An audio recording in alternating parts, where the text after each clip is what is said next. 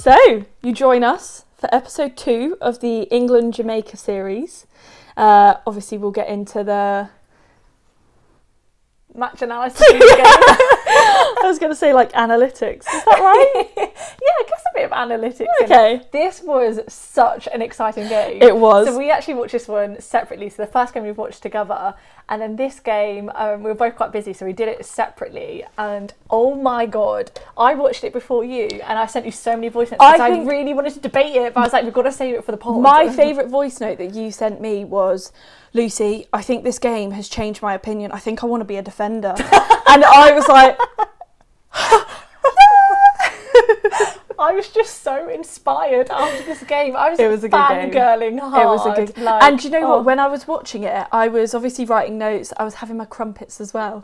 And every time that something interesting happened, I was looking down, or I was like taking a bite of my crumpet. So I was watching it. I was like, I missed it. Right, rewind. Get it back. Rewind. I need to watch this. And the highlights that were coming out, there were so many highlight reels in the bottom right-hand corner. Yeah. I was like, BBC, you are doing bits. You are doing bits, yeah. It was really great to rewatch some of those intercepts. Amazing. Intercepts, body on, people on the floor. So much to talk about. so much to talk about. Shall we start with the teams? Do you want to go through the Jamaican lineup? Yes. So the lineup stayed the same. The only change was Dixon got the start, so her second cap, which is great to see. So as you can expect, Sterling Humphries, goalkeeper, Ward as goal defence, Wilson as wing D, your fave Plummer, will she get played of the match by you? We'll have to wait and see. Dixon gets the start as wing attack, and then goal attack you got Shanice Beckford and Aiken George as goal shooter. So yeah, just Dixon is the only change there, which I think she did really well in that last game. I think she did earn her spot. I think having been a goal attacker herself, I think she knows where to place the ball for the shooters. And I think when she played with Loughborough Lightning, wasn't it? They have holding tall shooters, so I think she's very used to feeding the ball in and almost being like that specialist wing attack almost, because she is predominantly, she puts up her shots, but I think she predominantly looks for the feed into that holding shooter. So strong lineup again from the Jamaicans. I think it was such a close game. I was so excited to see how this kind of matchup would happen. Yeah, no, it was good. And then England, again, not many changes. I think same starting lineup. We saw a few changes throughout the game, but we'll talk about that when it comes to it. I don't know whether you watched this on BBC. They went into a lot about Beth Cobden and her injuries and her ACL injuries and surgeries and things. I did not realise she had gone through that much, and to still play the standard that she does now and to come back, I think it's incredible. And she's still just as physical. Like, if I've had an injury like that, I will probably be half the player. Didn't she do like her ACL or something? She did it twice or 3 times, and then she had issues with her calves. She was like, oh yeah, they just kept on tearing. When she said that, I was like, that's so casual. That is so casual. Yeah. So how incredible that she's coming back playing how she is. And Very story. So I was out for dinner with my friend Nat tonight, and she showed me a video of one of her friends rupturing their ACL, and I didn't realise it actually makes a pop when they do it. So I'm like, imagine if she's done that. I would have been terrified hearing that popping sound and then having the confidence, as you said, to get body on and be so like on it. And netball isn't like like running where it's potentially a similar pace that you're running at. It's not as if you're doing quick changes, moving from side to side. Like netball is very like, I guess, hard on your knees, hard on your ankles. If you're minus not wearing the other shoes. players as well. Yeah, because obviously other players bringing you contact. Yeah, and not even thinking about that. But she's incredible. Yeah, and then so when I know we spoke about one of the episodes, but when we saw her and she sat next to us, and we both like, we want to say hi, but then we like panicked because we were like, oh my god, we were she's so shy, we can't say hi. And then she's like, it was my mum sat here, and we're like, not really. We don't even know what her mum looks like or who her mum is. And we were like, I don't think we've seen your mum. No. Yeah, like we're like best mates when we know what her mum looks like. So anyway, let's go into the lineup. Sorry. So we've got Liv as shooter. Helen goal attack. Again, you said when she got taken off in the last game, you liked having that experience on court. It kind of settled everyone else. Yeah. So it'll be interesting. Well, we know, but it'll be interesting to see how that works throughout the game. Then you've got Pearson starting as wing attack. We've got Imo obviously centre as always, Cobden as we spoke about, and then Fumi and Fran as well. And we've already said the defensive lineup was just so good. It was so entertaining to watch. So yeah, should we dive right in? The first quarter, it finished as 12-8 to England. Yes. And it was a bit controversial because at the end of the quarter they thought it was 12-9, but that last goal didn't count. So that was fun. But we said at the end of our last podcast, we knew that England were going to come back fighting. They're not going to want another draw. They're going to want to bring it to Jamaica. Yes. And I think that's what they did in this first quarter. Because it's a home crowd. You're never going to be more like whipped up and like, you know, riled up for a game, and then to be going over to Jamaica and not having a win under your belt, I think would have bbeen disappointing for the Roses. Yeah, so I think they definitely brought it, especially the defensive team of England. Honestly, how many intercepts and how many tips did both Fumi and Fran? We need to hunt down this data because they didn't actually share a lot of this in the analysis. Sometimes like the BBC can be quite good at like giving you a breakdown of like the deflections, gains and things like that, but they didn't give you like a full working breakdown. So I think we're going to hunt down this information. If not, we're going to have to sit there and check it off ourselves so we can like talk this through, because it was just insane, wasn't it? Something that the commentator said about Fumi was her team just lets her get on, gets the intercepts, gets the tips, but they're always there to back her up. Like if she tips it and it slightly goes off, Beth or Imo is always there to get the rebound of her tip. Same with Fran. Like she's always tipping the ball, and then Fumi's there. Like the teamwork and the relationships are building so well. In my opinion, I just think it's. Yeah. I actually have written down in my notes here, Williams gets an intercept within the first 3 minutes. Amazing. Like that shows you how hot England kind of came out. And game. we spoke about it in the last game. Fran's so good at sort of moving her feet around the body, and there was a few times where there was one where she went for a low ball and she just read the ball so well. She read the pass and it like rolled out to Cobden and was like, thank you very much. Yes. Off we go. Yeah. Like just how they read the play, it was how they were getting all those. It was so good. I've got written down Fumi doing what Fumi does best, intercept queen. Like, oh my god. I think that's when I sent you a voice and I was like, oh my god, watch the first quarter. It's insane. Like Fran and Fumi were like, oh my god, they're in a league of their own. Yeah. They were so strong. And to have a shooter as tall as Ekin George, you just think, how are they getting this amount of ball? I thought it was just incredible. However, having said that, I do think Jamaica were being a bit sloppy in the first quarter. Yeah, definitely. I think they were forcing the ball in quite a lot, allowing our defenders to get the ball. Yeah. It just wasn't working, and there was even a shot of their coach, and she was just like. Like, it's obvious when she's got, tall. Like that height there, like why would you not be putting it up? And I think what we started to see was they then actually made some changes. So Dixon actually got moved into goal attack. Yes. Williams came on as wing attack, and Shanice Beckford went off to the bench. Mm-hmm. I think it was interesting to see this switch up, because I would say I think Beckford is their probably starting choice of goal attack. Yeah.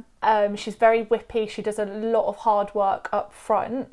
And I would say, not that Dixon doesn't. I think Dixon does do a lot of that upfront hard work. But I would say with a Beckford, you're more likely to get someone who's going to put up the shots. Whereas say Dixon looks for the offload. Yeah, offload. Yeah.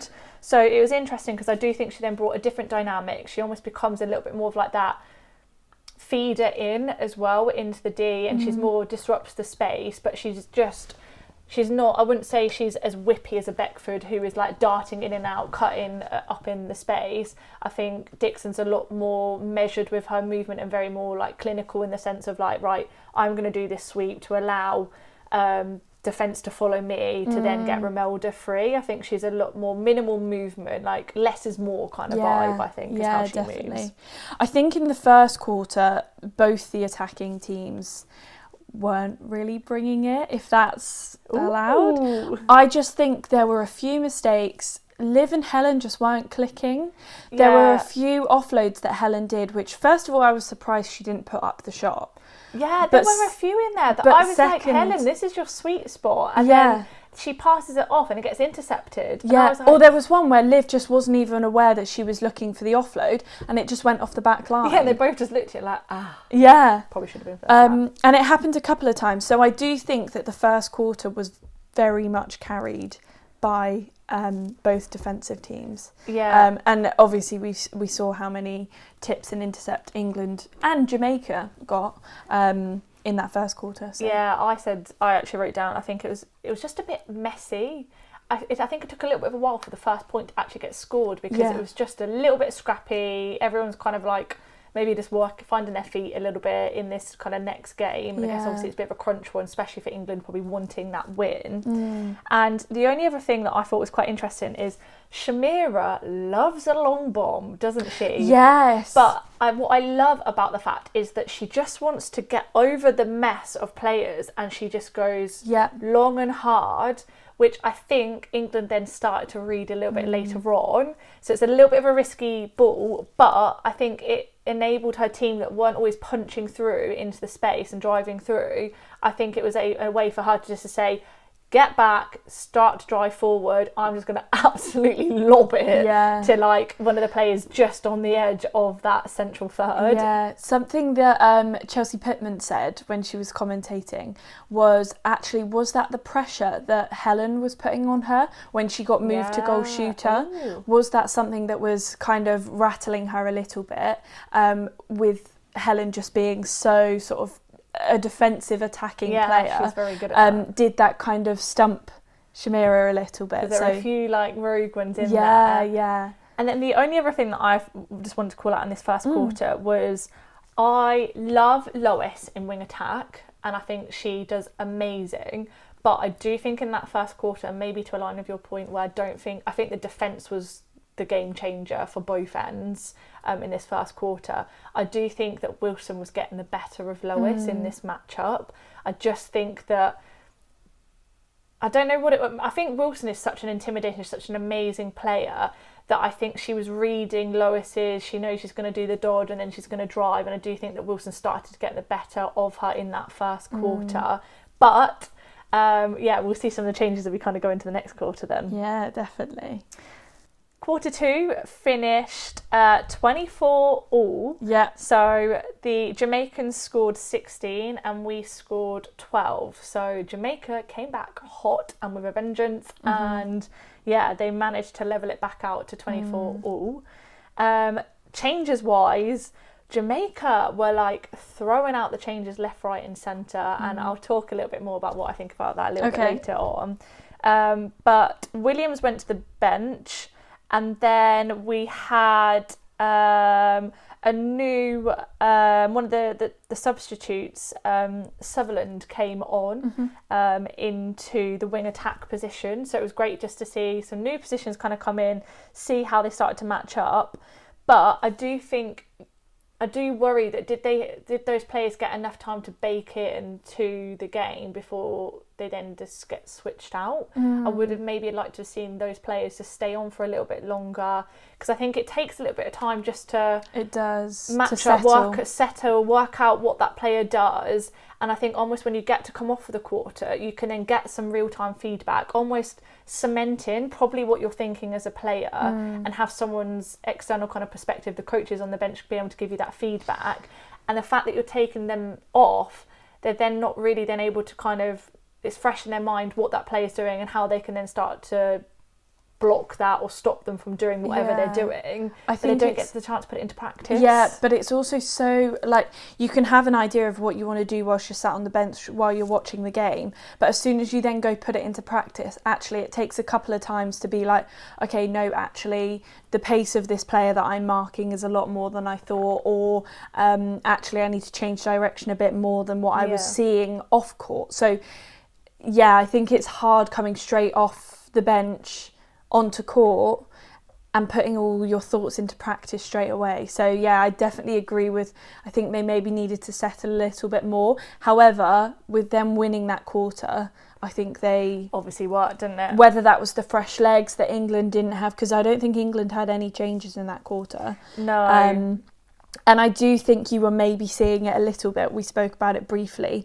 The connection from Imo to Liv, I don't know what was going on there. Usually we are so like hyping her up. We're she like, is fab. Imo. But there was several balls into the circle that either just were not even close to being in Liv's like region. There was no way she was ever going to get it. No, Yeah. or just they were just really stupid passes. So And they were like bullet passes. Yeah. And I mean, obviously you need the fast ball speed, but like, I feel like, as you said, like normally there's like a look, there's an eye that they give each other that like this ball's coming into you. yeah, And it would just go so wide. And like, I don't even know if there's a word. I wrote down wayward. No, that's definitely not a word. Is that I don't know. wayward balls? That's definitely not a word. But what I'm trying to say is, I don't know what I'm trying to say. What, is that not a word? No, it's I really don't not a know. word. They were just going like so far and so wide. Stop looking at Jamie. It's like nodding. Can we Google this, please? You're so red now. But they were just going like all over the place, and I was just sat there like, Imo, come on. Yeah. You are known for like your clinical visionary passes, and it was just. I don't know what happened. Like, Yeah. she wasn't doing what she normally does. We do have to give her credit for some of those volleyball passes, yeah, though. The little like straight into the circle. The pace, though. Yeah, But so, it's just sheer opposites. Like Yeah. first you've got that, the clinical passes, the speed, the accuracy, and then you've got these wayward balls. I think it is a word. I don't know. I'm going to search this. Okay. Yeah, I think another thing that was working really well for Jamaica was Shamira was holding Liv really high. And Yeah. again, we know Liv can put up shots at distance, but she's obviously not going to choose that when you've got possible rebounds being collected in by Shamira. Yeah. So she was holding her really well. And obviously Liv is more comfortable asking for that backspace. Yeah. And so Shamira was taking that away from her, and I think that was working to their advantage, and therefore some of the feeds that's maybe why they were going a bit AWOL and they just weren't getting to Liv. So I think this quarter was definitely a bit of a confusing quarter. It was just like what's going on, and then Shamira also started doing what Shamira does best, which is why I think she is the best defender in my opinion at the moment in the world. I'd still take a Bruce. Would you? Yeah, of course She's I coming would. back from injury. Did you see her in the last series? Not saying she wasn't good, but I do think I still think she's great. Oh, you're Team Bruce. I'm Team Bruce all the way. No. I thought Shamira was a bit quiet though, definitely sort of working through the quarter. In this quarter, and she got taken off in the last quarter. So. Well, yeah. So in this quarter, she started to do her classic, when she holds that lean and she holds it for the She jumps. She jumps and gets the intercept. Yeah. And I feel like the attackers, whenever they do it, they're there and they're like, oh, yeah, that just happened. Yeah, the timing she has on her timing was elite, and we started to see that creativity that she brings coming in that second quarter. Yeah, I'll give you that. And I do think that's why the Jamaicans pulled ahead. Is Shamira was doing what Shamira does best, those incredible intercepts as it's just leaving the hands of the shooter. She's there like, go bam. Yeah. And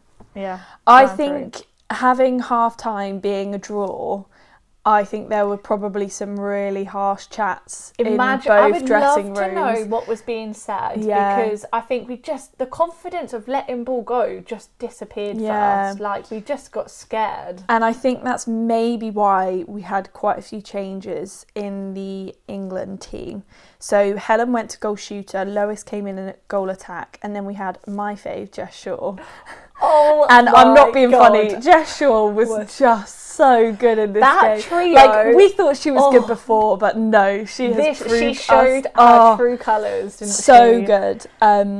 So clearly, Jamaica were making us work a bit harder. Something wasn't working for us, so those changes were made, and I think made for the best. In my opinion. My God! So that quarter was 35 to the Jamaica Sunshine Girls and 39 to the Roses. Yes.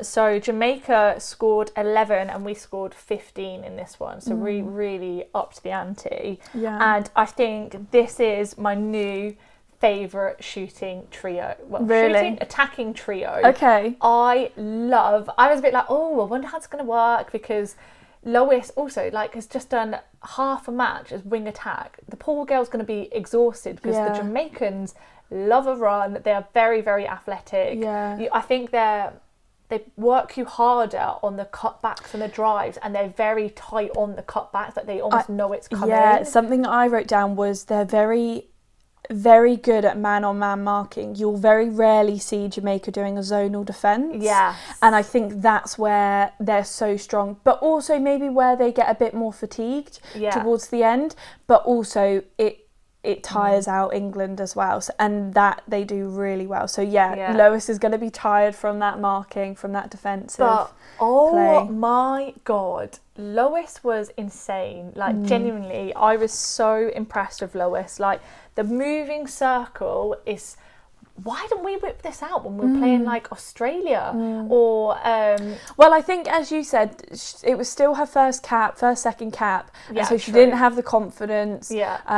But here she was. Yeah, she was putting up shots behind her. Absolutely. She was just so good, and I think it worked. And I'm going to stick to it. I think having the experience of Helen, that's played against a lot of these players in the Aussie League. I think having her experience to be moving around a Shamira and keeping her kind of on her toes a bit, and then having a Lois that is also very quick on the drives, very happy to cut and move around, and also give the space to Helen as well, who can then pop out. That worked so well. And then having your favourite attacker, honestly, I love her.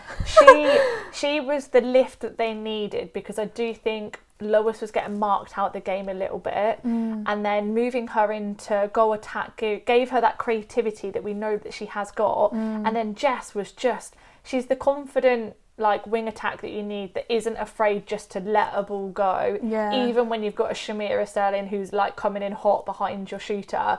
She's just here's the ball, you are going to get it. It might be a 50-50, but I know my attacker's going to get it. And that's what we needed. I think another thing that Jess brings in is a variety of passes. You very rarely see a bounce pass being used, and she does those low passes. She does balls into the body, so overhead, rugby passes, bullet balls, as you say, bounce passes, rolls, and I think that really works well, because it confuses the defenders. You've kind of got into that rhythm, you've got into the this ball's going here, Liv's holding the back space, blah blah blah blah. The defence know where it's going, whereas Jess comes in, she's like, I'm gonna do this. Here we go. Let's give you some. And she's body on body, and it worked really, really well against the Jamaicans. I think her coming in as wing attack was the change and the fresh perspective that we needed.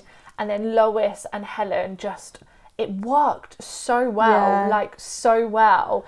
And I think I loved it more than when we had Liv on in this quarter, or in the second half of the game. I just think it was really refreshing, and seeing that a moving set circle works so well for England, and I think is a real strength of ours going into future games that are coming up.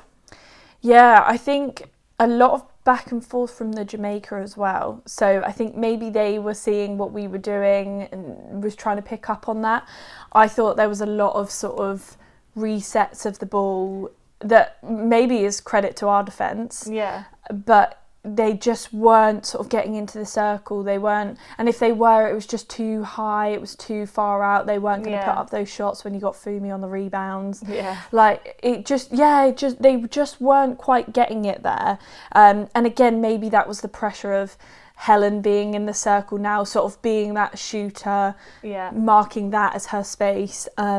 Just something wasn't working as well as what it was in the previous quarter. And we got to see my favourite thing in netball is a cheeky layup from Imelda. You're always looking for a layup. I love a layup, and I just think it's just such a great way to get closer to post. I think it brings a different dynamic into the game, and I think as a spectator, it's always nice when you see a layup, because it's not something you can do all the time. It has to be the right moment. You have to judge it right, and it also is. I feel like it's such I don't know, like an ego thing. You're like, oh, gonna do a layup, but it's also kind of risky because if you like mess it up, you've made a big statement of you're doing a layup, and if it goes over, you're like, oh god, that's embarrassing. I've just done a layup and I've absolutely like tanked it. Yeah. But the Jamaicans, I think, they had loads of changes in this. Quarter. Yeah, I noted that as well. So, I said maybe that was because we were doing so well and we forced the changes. Well, we had Wilson to goal defence, Ward went to wing defence. Then 5 minutes in, they took Ria Dixon off and they brought Beckford back on. Then with 8 minutes left, Wilson then goes to wing D, Ward goes back to goal defence. The wing attack changes to Williams, who went back to, wing attack. And then with 4 minutes left, Ward went off. We had a new wing defence enter into the game, Beckford, who isn't Shanice. Yeah. And they're not related, by the way, they said on there. Oh. I thought they would be, but no, they're not. Fair enough. Beckford. And that, I mean, how many is that? Like 1, 2, 3... 4, 5, 6, 7, at least 7 or 8 changes they had in one quarter. And I think that is why the scores were 11-15. I just think it's too much change. And I think it really put them at a disadvantage because, again, we've kept consistent. Yeah, they're not settling. I mean, for within 5 minutes of that quarter to take Dixon off and bring Beckford back on, fair enough. Maybe I could see that. And I do think they were getting a bit stuck in the attacking end. Yeah. And they needed another player that would put up a few more shots. But then from Wilson to be on the wing to then put into goal defence, then switch her back out, then move Ward back out. Like it was just very. Chaotic sounds a bit harsh, but it did feel a little bit chaotic. Yeah. Like it just felt. It a bit almost like, goes back to it's not working. We're just going to change something, and then hopefully something will work. And I think they should have just stuck, keep consistent, and let it settle. Yeah, I think it does almost go back to like. It sounds really bad, like social league netball or like lower league netball, where you've got like a squad of 10 and you're like, oh, let's give everyone a chance. Yes, I get what you mean, yeah. When actually sometimes the best thing to do is just let it sit, like let it play out, see how it works, and then maybe at the end of the quarter adjust a few things. But yeah, if you're switching it throughout the quarter, those relationships just almost go out the window because it's like, well, who am I playing with now? Yeah, and letting that sort how do I work that matchup? Because I've just worked out like how the wing attack is playing, and now I'm going to be now back in the circle. And I know it's not too much of a difference, but like it is in terms of how you play in the circle versus how you'd play out as on the wing. And it was just a bit like, what? Like why are you making all these changes? Like it just felt too much. I mean, not that I'm complaining too much because it meant that England pulled ahead, but I didn't understand that. I think settling just needed to happen, like let it be. Yeah, something that I do want to give them credit for, and they were probably doing this more in the first and second quarters, but their ball speed for the turnovers was insane. Yeah. As soon as they get like possession of the ball, an intercept or whatever, there is no panic and it's already halfway down the court within like a second.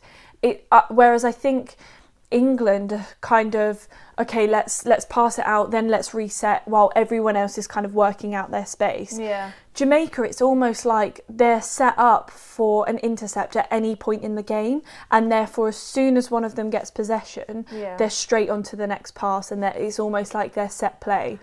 So I did really enjoy seeing that. But and the what speed I would of say it. is, I'd say that first pass was good, but I then think England went a little bit zonal and then started to block sometimes that next pass and made it a bit harder. I think that first one would always be like Shamira, or like it always seemed to be like a Shamira to like a Ward, then on to like a Wilson or something, and that trio worked really well at getting the ball down the court. And then I think it started to get a little bit stuck, and that's where the zonal defence, maybe as you said, like came in a little bit more from England. Yeah, definitely, maybe.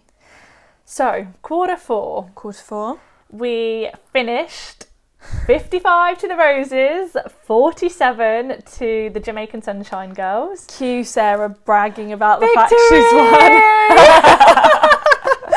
So our predictions were, you said England were going to win 51-48. Yeah. And I said England were going to win 54-46.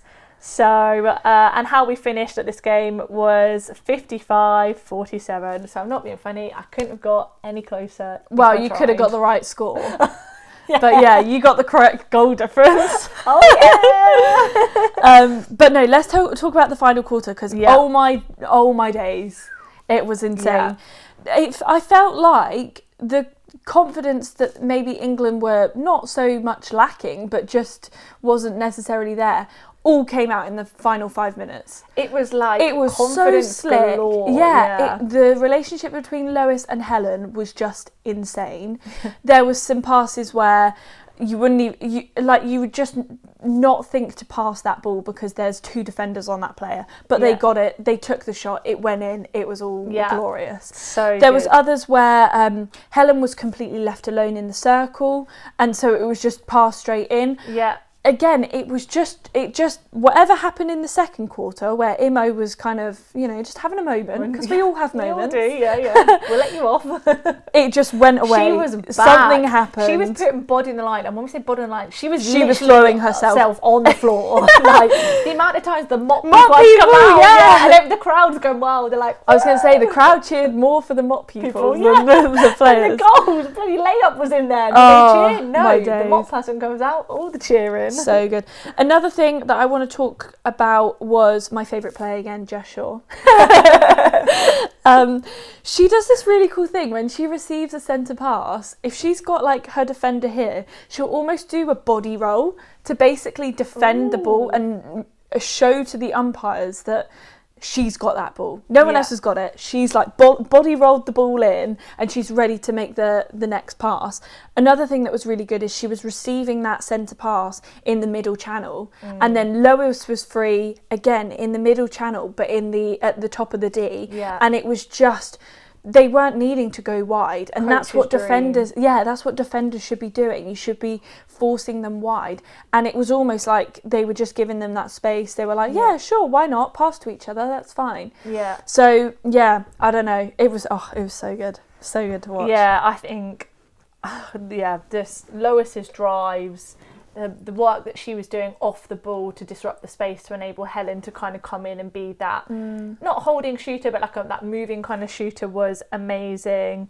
I did think we started to lack a little bit of energy at one point towards the end, but I do think, as you said, the Jamaican style is very body on body, and I think both teams were starting to struggle because it was a really, really tough game, like well thought out. Wasn't it? You say it was starting to struggle. I do agree. I think it's been however many minutes, back-to-back 60 netball minutes games as well, like not a lot of recovery time in between. Absolutely. So probably a little bit of fatigue as well. But I do think Jamaica was still going for every single ball that they could. They were hustling hard. They were, and like a loose ball, a Jamaican was on the end of it. They were there. They were fighting for those balls. So it was very physical, but it was also just that everyone wanted the ball so desperately. So it was such an entertaining game to watch. I loved it. The last bit from me would just be, I think, why did they take Shamira off? I think she was asking to go off. No, it came out in the interview. She said, no, I didn't, because the commentator asked her, and it was a little bit awkward, and she was like, no, I didn't ask to come off. Yeah, because that's what I thought. They said it in the game, and then I listened to it, and she's like, no, I didn't. And they brought on Dehaney. I like Dehaney. So, she plays for Vixens. Do you know her nickname? Yeah. Dehaney, because she gets so many games. But I think they also said, the commentators, when you've got a Sterling, you're not going to bring a Dehaney on. So the change was a bit... But if you could replace Sterling with anyone, then it would be a Dehaney. But Dehaney. I don't know. When she was taken off, I did think she'd got a bit quiet and she wasn't having the impact that she was having like in quarter two. I think the moving circle threw her off a bit. I think having a Liv who was a little bit more static, maybe a little bit easier to read in that sense, rather than two moving people where you're then constantly looking at, am I switching up positions? where's Ward in relation to me? Where do I need to be? Who's calling what? I think what maybe they should have done in that situation is maybe put Wilson back in at goal defence and bring Ward out to wing defence, because they, Shamira and Wilson play for the Thunderbirds together. Yeah. And so I think they have a better relationship there. Yeah. In the circle, and maybe in that rotational circle would have worked it better. Yeah, that's a good point actually. Like, because you said they know how they play, and it was I was just sat there, and I know Dehaney is an amazing keeper, but I just don't think. Again, I guess it's never too late for a change. You never know. Impact players can come on and make a big difference. But it didn't pay off on this one, and I think it shows with that scoreline of like 12-16. I think we really started to pull ahead, and I think a lot of that was the fact that I think it then became a little bit easier getting the ball in. I think when you've got a Shamira, you're always worried that she gets around the body. Like even when you think she can't get around the body, she gets around the body. And I think with Dehaney, she's not got maybe as much of that fear factor necessarily that she is going to get round and she is going to get to that ball. I think she's still an incredibly fast player, but I would say that Shamira is just that little bit quicker. Yeah. And she's got, it's Shamira. Everyone knows who Shamira is. And it's that like aura of her that, oh my God, she's going to come in hot. And I think as soon as you took her off, I think that almost was where the egos and the confidence of the England Roses team was like, let's go for it. Let's just throw that ball in. Let's just give it a go. You've not got a Shamira that we know is going to really fight for it. Dehaney obviously will be working just as hard, but I do think the name and the brand of a Shamira, maybe that gave them a little bit extra confidence to be like, let's just throw it in. Let's go for it. Maybe. Yeah, definitely. What would you have done differently if you were the Jamaican coach? Less changes. I think we spoke about that. Yeah, I think I would have let it settle a bit more. Just let the relationships build between the players. Obviously, they do that in training, but I think it's so different when you're in an environment where the crowd is completely against you.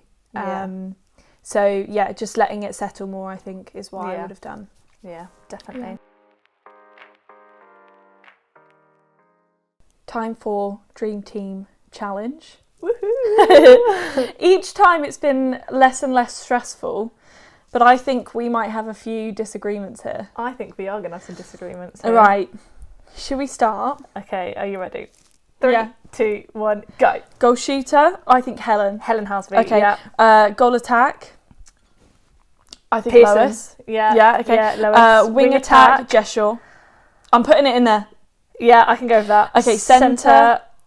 I'm going to give it to Plummer because I do think Imo was just a bit all over the place. Towards the end, she just Wing defence. 10 seconds. I think Wilson, because although Cobden was in, I just think quickly, Wilson. And then Fumi and Fran. Fumi and Fran. Yeah, I could go with that. Done. All right. Done.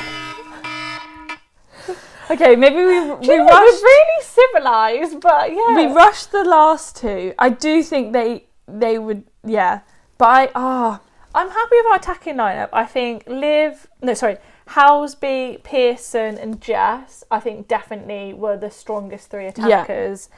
And then Plummer, I think, Alison, I guess we would have gone for normally, probably, because I think she has a strong game.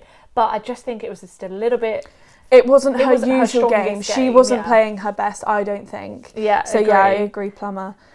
Maybe the defensive line. Are we even allowed to be doing this? I don't know. Our dream team was already done. And then who did we do? Wing D, we did who?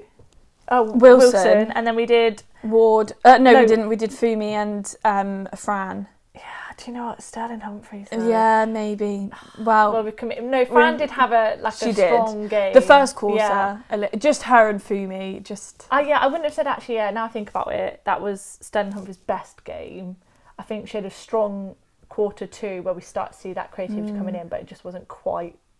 All right, maybe we're happy with that. We are happy. Okay. I was not letting you take gesture away from me. I'm too scared to do it now. Yeah, you better be. Back off. So now you've heard our opinions, we want to know what you think. So we'll be posting on our social medias. Let us know what you think about our Dream Team Challenge, whether you agree with it or not. Yeah. We also want to know if you agree with us in terms of whether this was England's best game or if you thought the previous game was the better matchup. Yeah. And then join us next week or our next episode. Yeah, we're going to be taking you to Jamaica before our next game where we'll do the analysis. The game is taking place on the 25th and I believe it's being played on BBC iPlayer and it's going to be at 11:30 p.m. So maybe if you want to have a late night, stay up, or probably like us, watch it the day after. Yeah. So stay tuned. And what do we think? Are we going to spend half an hour deciding like last time? I think, and I know you're going to hate me for this, I think Jamaica might win it. mainly because they've got their home crowd backing them. All the commentators said how hard it is when you've got the crowd against you. I think it will be a close game, but I think Jamaica might win it. Well, okay. Are we doing scores? Yeah. Are we going to do actual scores? I think it will be by 3. I'm going to back it and say 3. Jamaica by 3. We won't go into scores. But I can't wait to get 2-0 ahead of you. I'm backing the Roses again. There's only one true fan here. You saying you love Jeshua and all these players. You're not backing them enough to bet with them now. So I'm going to go with. I think we've had that first draw. We then won this next one. I think we won it rather convincingly. I do think it's going to be tough when they go over to Jamaica. And I said all the commentators, and they were like, a lot of them are ex-players. They spoke about how intimidating this setup is. So I'm intrigued to see what it looks like and how it must feel for the players. But I think that England are going to be going in with a lot of confidence, having just won that last game, and I think the energy will be high that we can do this and we can take down this team. So I think we're going to win this one, and then I actually think, I'm jumping the gun here, I think we might lose the last one, especially if we win that one. I think Jamaica will come back with a vengeance. Okay, so what's your score prediction then? I think we're going to win, and I think we're going to win... I don't want to go the same as you. I think it's going to be close. I'm going to say we're going to win by 5. Okay. Yeah. Well, we shall see. We shall find out. So, yeah, stay tuned for next week and see who is right. Probably me again. You are too much. 1-0 part. That's all I'm going to say. Well, we will see you next time. See you next week.